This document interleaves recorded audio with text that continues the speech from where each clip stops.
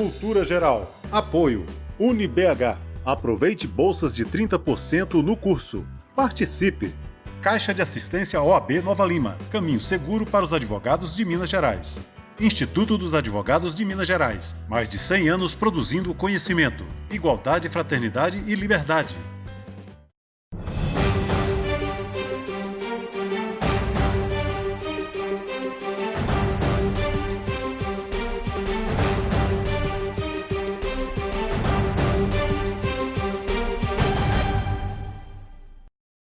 Olá, sejam todos muito bem-vindos ao Cultura Geral. Hoje uma pauta também super especial, completando aí 5 anos de programa, 5 anos de pensamento crítico, democracia e discussões e debates. Hoje a gente está recebendo aqui o Eduardo França, que é um educador. Eu lembro que quando eu fiz a pauta com o Marcelo, do Grupo Ânima, ele falou: todos nós somos educadores, da escola. Então, todos nós temos nos nossos crachás escrito educador. E isso é muito importante para a sociedade que a gente tem vivido hoje. Tratar desse pensamento moderno, esse pensamento crítico que tem aparecido ao longo do tempo é muito importante, principalmente em tempos em que a gente precisa se reinventar. Eduardo, seja muito bem-vindo, é um prazer te receber mais uma vez, essa turma da Ânima, do UniBH, que é parceiro do programa, que tem ajudado a desenvolver esse projeto tão importante para o Brasil inteiro. Seja muito bem-vindo. Olá, Ederson, tudo bom? Como vai, meu caro? Olá a todos os espectadores assíduos do Cultura Geral, um prazer estar aqui. Eu já acompanhava o programa há um tempo, conheço também o Ederson há um tempo, então é um prazer imenso para mim estar aqui com vocês. E, de fato, acho que estou muito animado para essa nossa conversa, em que a gente vai tratar um pouco dessa reinvenção que você já falou aí, Isso aí. Eduardo, como é que a gente pode entender o ensino acadêmico nesses tempos, não nesse primeiro recorte, não em tempos de pandemia, mas nesse tempo que a gente está vivendo, um tempo mais volátil das relações humanas?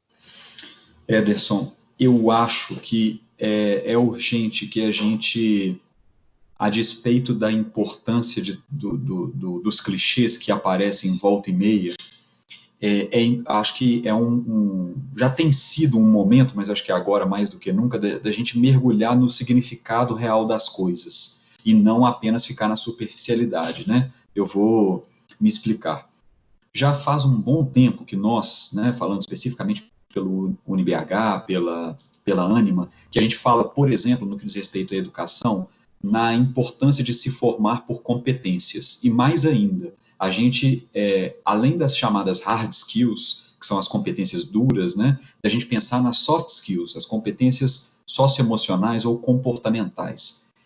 Acho que essa minha fala, imagino que faça sentido para muita gente que esteja nos vendo, na medida em que, nesse mundo de agora, em que todo mundo precisa de se reinventar, o próprio reinventar virou um clichê, eu acho que é fundamental que a gente comece, de fato, a agir nesse sentido, Então, o professor que está em sala de aula, ele precisa entender que a formação para competências agora vai transcender o simples falar, aquela fala bonita de dizer que eu não entrego só conteúdo, que eu não falo só sobre conhecimento, mas que a competência é algo mais amplo do que isso. Eu também, no meu papel de diretor ou um coordenador de curso, nós também vamos ter que pensar a gestão acadêmica nesse âmbito. Como é que um aluno entra hoje, por exemplo, no ensino superior, e a gente tem a certeza de que ele vai sair daqui a 5 anos com um mundo diferente do que quando ele entrou. E isso vale, obviamente, para a educação de maneira mais ampla, educação infantil, ensino fundamental, médio, ou seja, acho que começar a entender isso no momento em que nós estamos numa caminhada, de descoberta, passa por sair da superfície, começar a mergulhar, sabe? Acho que é bem por aí. A Ânima tem um sistema de ecossistema da educação. A ideia, o Marcelo tinha falado comigo e também o Daniel, é que o indivíduo ele se sinta acolhido primeiro no sistema que vocês propõem, e lá dentro ele vai descobrindo as competências que ele tem, e dali talvez no futuro a gente consiga, ali com um determinado tempo, ele consiga escolher a sua área de definição. Está por aí, Eduardo? Eu acho que a gente pode pensar que o Grupo Ânima, a UniBH, está pensando no todo, no contexto do geral, assim, até mesmo dessa coisa da liquidez das relações? É exatamente isso. Também, né, não tem como a gente fugir dessa determinação, dessa categorização do clichê, né, e já faz um bom tempo que é clichê dizer quão cruel é para um rapaz, para uma moça de 18 anos, de 17 anos, ter que escolher o que vai fazer para o resto da vida, né, com essa idade, determinar que a partir de como se o mundo fosse estanque, como se todo o conhecimento já tivesse posto, e que aí eu vou determinar o meu trabalho, o meu ofício, né, a minha profissão, entrando no ambiente universitário e seguindo uma trajetória linear, né? Então, isso que a gente chama de ecossistema de aprendizagem é justamente no sentido de compreender que eu tenho grandes áreas do conhecimento nas quais orbita o curso que eu escolho, né? Mas eu tenho a possibilidade de fazer outras escolhas que vão personalizar o meu percurso formativo, né? A gente tem como exemplo o que a gente chama de matriz curricular, né? Então, normalmente eu tenho lá, antes chamavam-se disciplinas, né? Hoje a gente passa a chamar de unidade curricular, né? Que é a menor divisão, a menor parte de um currículo, de alguém que vai fazer um determinado curso. O aluno ele pode ir cursando unidades curriculares diferentes, né, que vão inserir, além dessas competências mais duras, como eu falei, competências que estejam relacionadas ao mundo do trabalho, a línguas, a filosofia, mesmo química. Então, isso vai criando um percurso formativo que é personalizado e principalmente em que esse estudante tem que a todo momento pensar como é o mundo do trabalho. O mundo do trabalho está dentro aqui, no meu caso do UniBH ou de uma outra escola da Ânima, mas ao mesmo tempo o mundo do trabalho estando ali do lado, para que eu consiga constantemente me formar e me formar de maneira adequada para esse mundo, eu tenho que pensar nele a todo momento. Então o percurso ele vai sendo construído, de maneira consciente na medida em que eu caminho por ele. O tamanho desse desafio, Eduardo, porque a gente pensar assim, que você é diretor e também coordenador de curso, como é que é o tamanho desse desafio, pensar nisso e é óbvio que você pensa no Grupo Ânima, você pensa nele como um todo, mas um exemplo bem sucedido, ele pode virar uma referência para o Brasil inteiro, né? E a ideia também casa com essa ideia de mudar o Brasil pela educação. Começa num sonho, começa numa atitude pequenininha, mas já com essa projeção de grandeza, porque até mesmo pelo que foi dado de exemplo por vocês, que foi na hora que a Covid chegou a pandemia, vocês estavam preparados para colocar tudo online, tudo ao mesmo tempo. Está por aí? Como é que é pensar nisso, o tamanho desse desafio? Esse desafio ele é imenso. Acho que por dois motivos, que são talvez fáceis de serem ditos, mas assim difíceis de colocar em operação.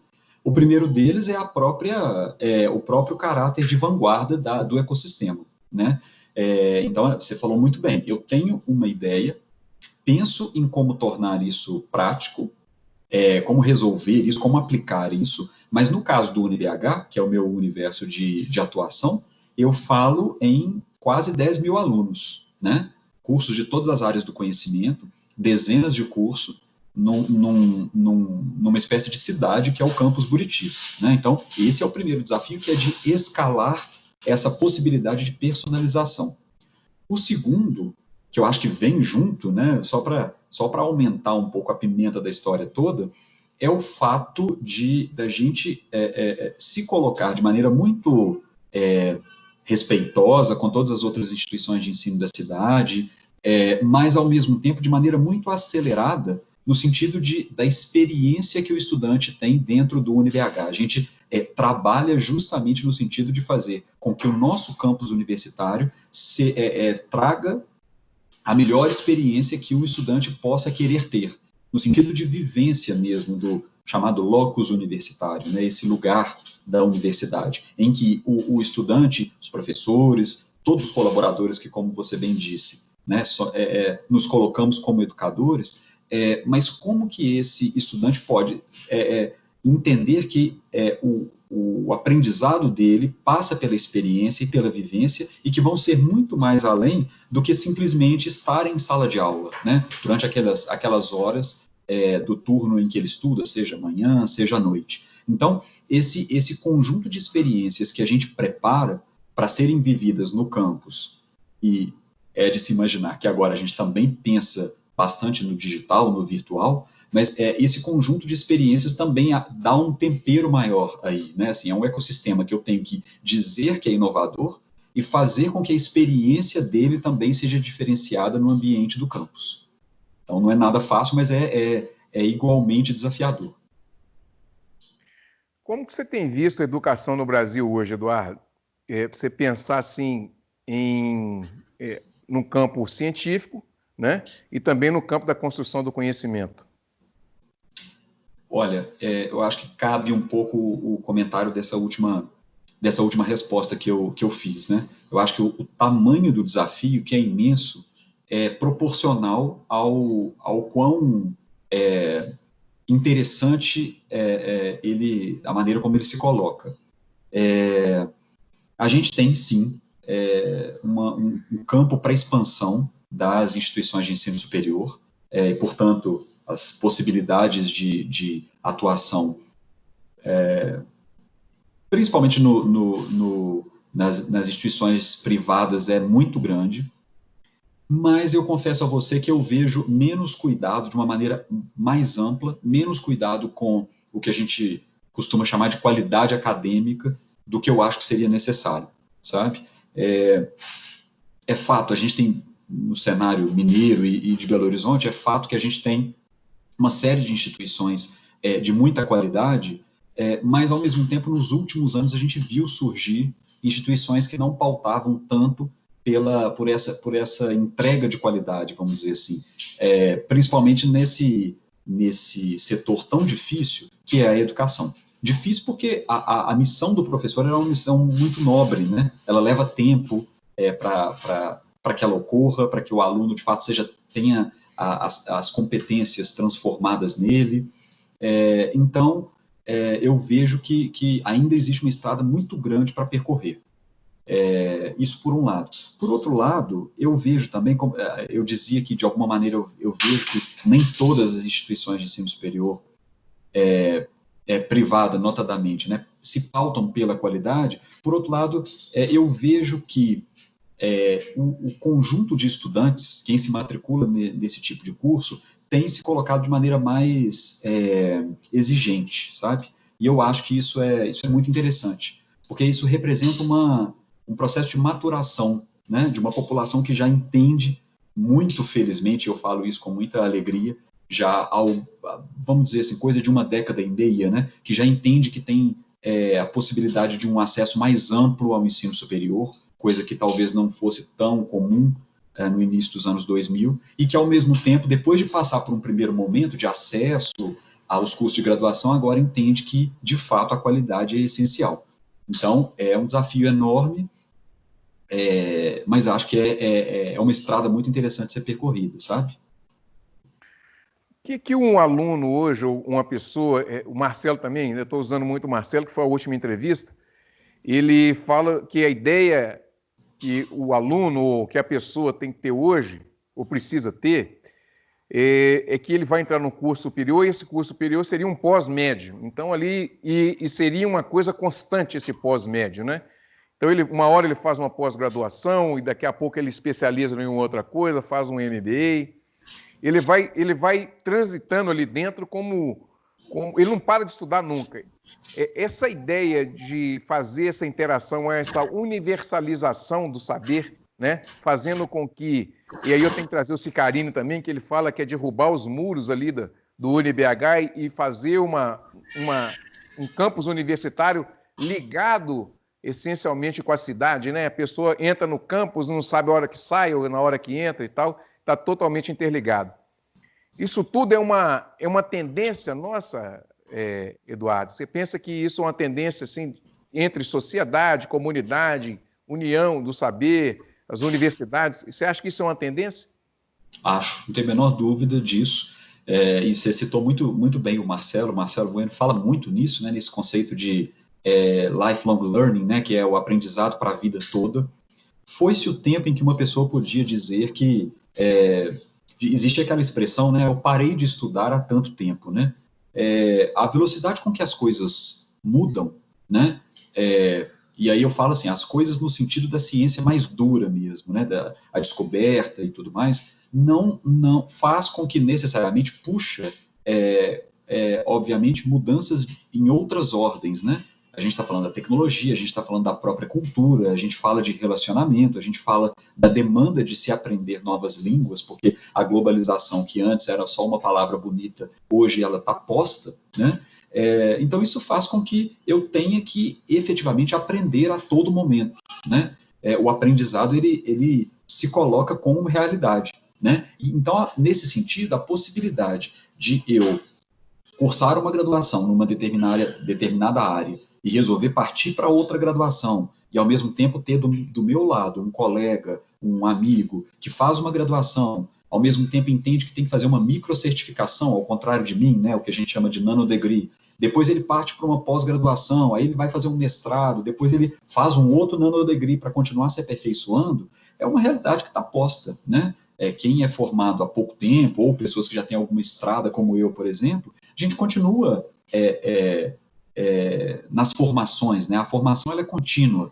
E é muito nessa lógica que o ecossistema de aprendizagem ânima, né, do qual o UniBH faz parte, é muito nessa lógica que a gente trabalha, né, que a gente desenha os cursos de graduação, os cursos de pós-graduação e mesmo essas microcertificações. Então, é bem por aí mesmo.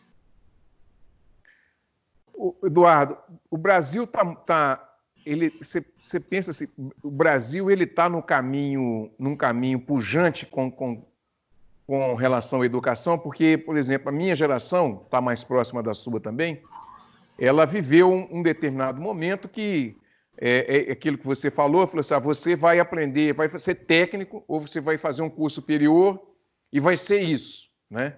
Hoje não mais isso não mais existe, né?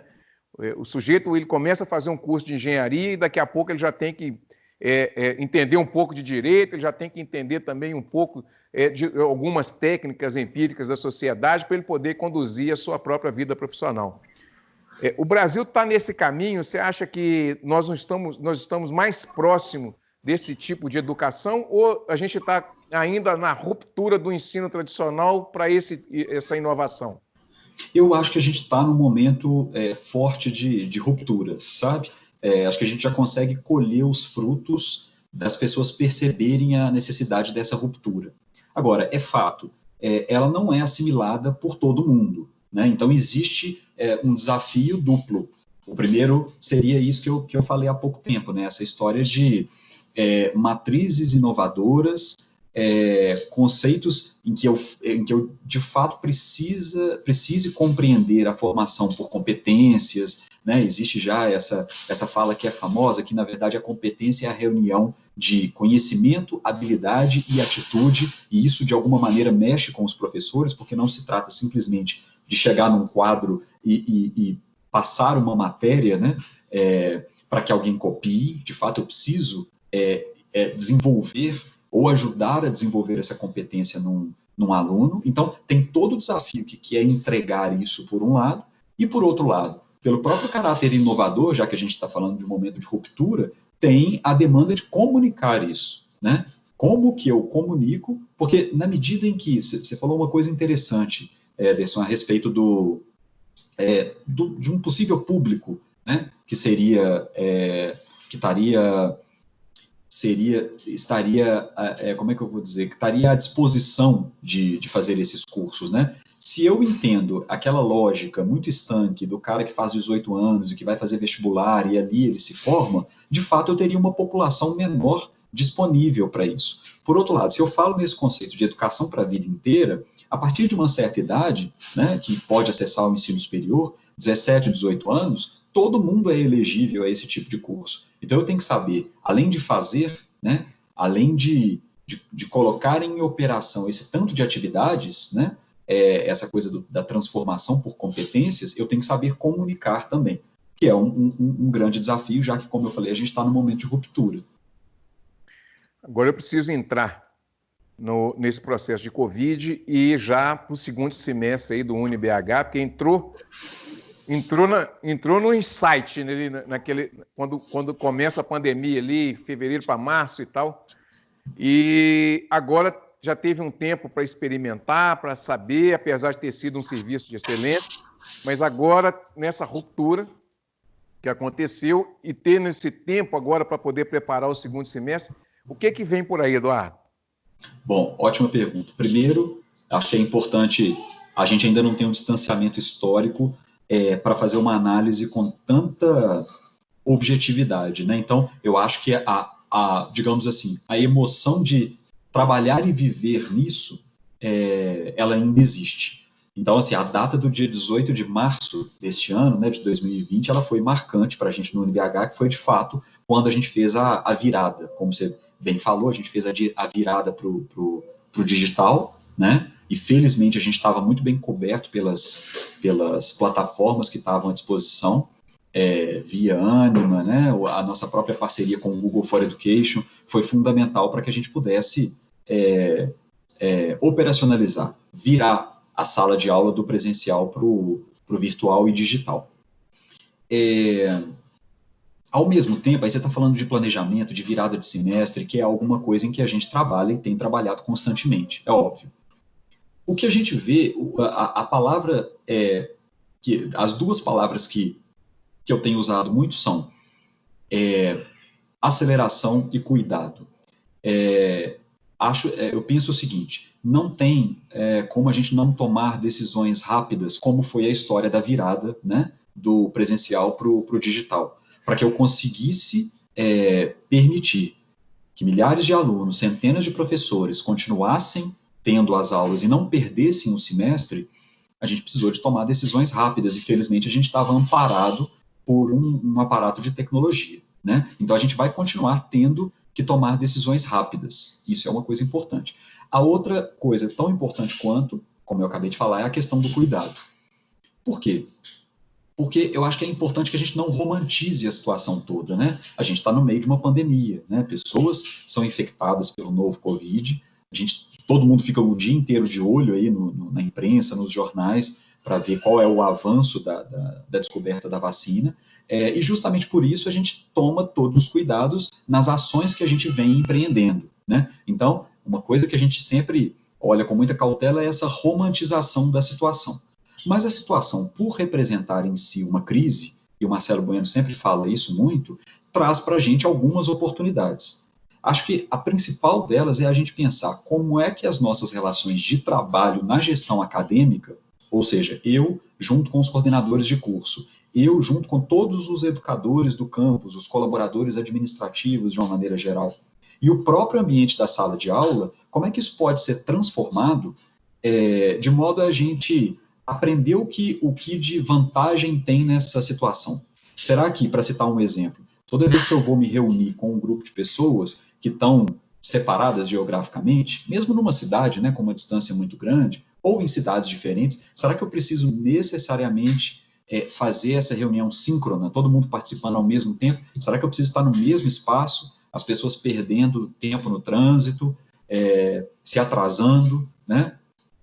Para isso, a gente também pode pensar um pouco sobre as aulas, né? Não se trata de escalar aulas, por exemplo, que sejam feitas para um público específico e que seriam multiplicadas à revelia, né? O que a gente fez, por exemplo, na nossa migração foi a gente continuou oferecendo aulas que a gente chama de aulas síncronas, ou seja, uma turma com um professor naquele dia e naquele horário específicos, né? Então, como é que eu consigo migrar isso? Outra coisa, a gente tem pensado muito sobre os laboratórios. O que é um laboratório, se não uma sala de aula em que eu tenho a possibilidade de experimentar na prática muito do que é falado em teoria? Um laboratório, em alguma medida, ele é usado para teoria também, né? Quando eu falo de disciplinas práticas, não significa que eu piso naquele laboratório já fazendo práticas, eu preciso de uma preparação. Então, é um ambiente meio misto, meio híbrido, né? Nesse sentido, eu tenho um laboratório, ao invés de eu pensar num determinado laboratório em que caibam, vá lá, 40, 50 pessoas, eu poderia amplificar o que esse laboratório tem de positivo, que é a experimentação da prática. Então, a gente já tem feito uma série de pesquisas e experimentos também, com itens super importantes como máquinas virtuais, realidade aumentada. Como é que eu conseguiria simular uma experiência num determinado laboratório, estando lá dentro daquele espaço, mas também de casa, né? Eu não estou dizendo que a gente aboliria ou abolirá a experiência de estar no campus, mesmo porque eu acabei de defender o fato da gente sempre estar num projeto apaixonante para o campus Buritis do UniBH. Mas, ao mesmo tempo, como é que eu pego o que há de bom em cada uma dessas instâncias, né, do presencial ou do virtual? Como é que eu, usando de novo essa expressão, como é que eu hibridizo isso? Então, além do desafio de manter uma qualidade, de levar cada vez mais essa qualidade, tem os ensinamentos que a gente tem tirado dessa situação de pandemia, né? Eduardo, chegamos ao final do programa Cultura Geral. Eu queria que você deixasse um recado para as pessoas que estão nos assistindo e que estão com essa dúvida também com relação ao ensino e com relação à vida acadêmica, né? Qual é o recado que você deixaria para essas pessoas e qual é a perspectiva que você deixa do Grupo Ânimo e do Grupo UniBH também? Ederson, primeiro eu queria agradecer, queria dizer que eu estou sempre à disposição. Para mim foi um prazer, porque bom, primeiro na verdade, queria te parabenizar, né, porque foi uma conversa para mim muito, muito leve, muito solta, nem parecia que eu estava sendo entrevistado. Então, acho que isso é uma característica de um bom entrevistador como você. Queria dizer que, como eu disse, é um orgulho estar aqui e representar o UniBH.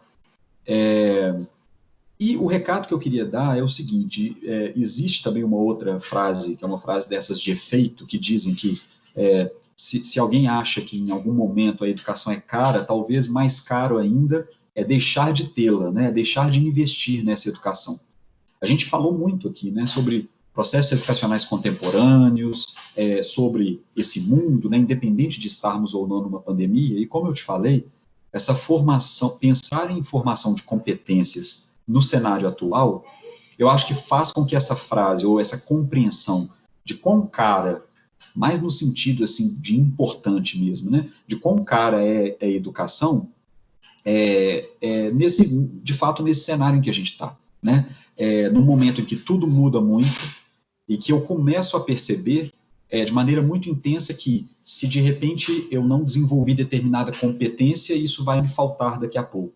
Se eu não investir, de repente, num conhecimento de línguas, isso também vai me faltar. Ou, usando alguns exemplos que você usou aí, né? Se eu sou um engenheiro, mas não tenho ali, dentro da minha bagagem, a formação de algo de legislação, isso pode me faltar, né?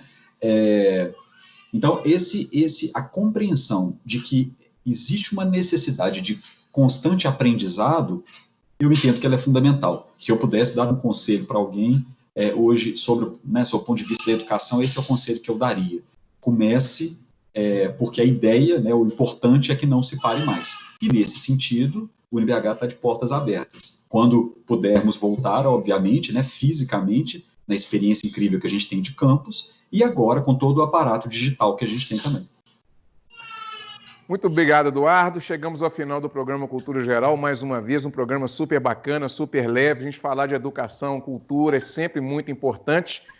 Muito obrigado a você, Eduardo. Muito obrigado a quem está nos assistindo. Voltamos amanhã com mais um programa Cultura Geral. Um grande abraço e até mais.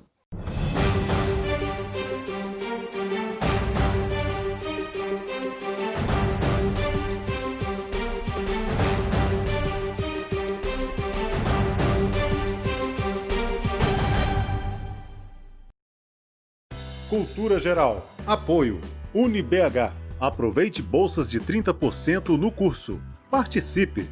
Caixa de Assistência OAB Nova Lima. Caminho seguro para os advogados de Minas Gerais. Instituto dos Advogados de Minas Gerais. Mais de 100 anos produzindo conhecimento, igualdade, fraternidade e liberdade.